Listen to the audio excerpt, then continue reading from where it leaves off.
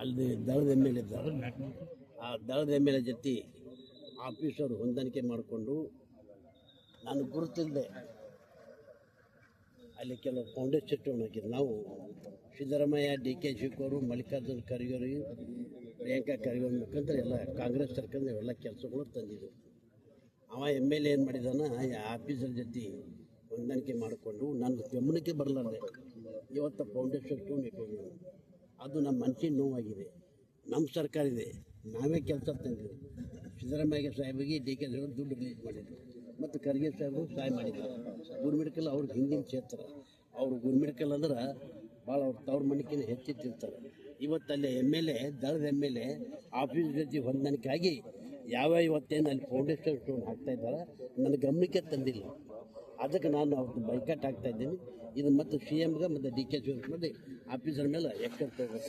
ಯಾದಗಿರಿಯಲ್ಲಿ ಶ್ರೀದೇವಿ ಇಂಡಸ್ಟ್ರೀಸ್ ನಿಂದ ಮಾರ್ಕೆಟ್ನಲ್ಲಿ ಎಲ್ಲಿ ಸಿಗದ ಹೋಲ್ಸೇಲ್ ದರದಲ್ಲಿ ನಮ್ಮಲ್ಲಿ ಸಿಗುತ್ತವೆ.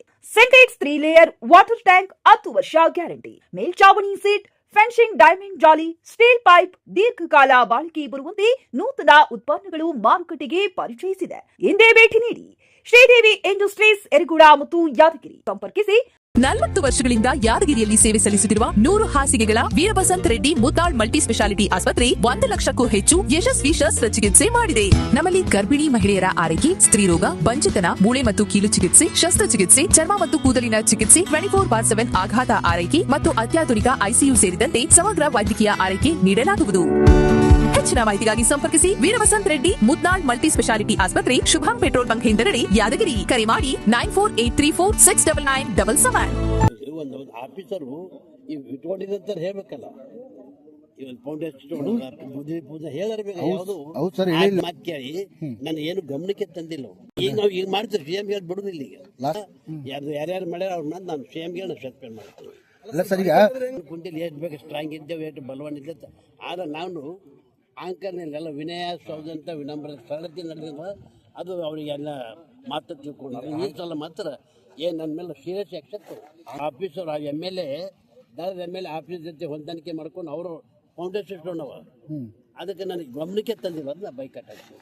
ಮತ್ತು ಆ ಆಫೀಸರ್ ಮೇಲೆ ಮನ್ಯಾಗ ಕುಂತು ನಾ ಎಷ್ಟು ಕರೆದಿಲ್ಲ. ನಾನು ಇದೇನು ಆಕ್ಷನ್ ತಗೋಬೇಕು ನಾನು ತಗೋತೀನಿ.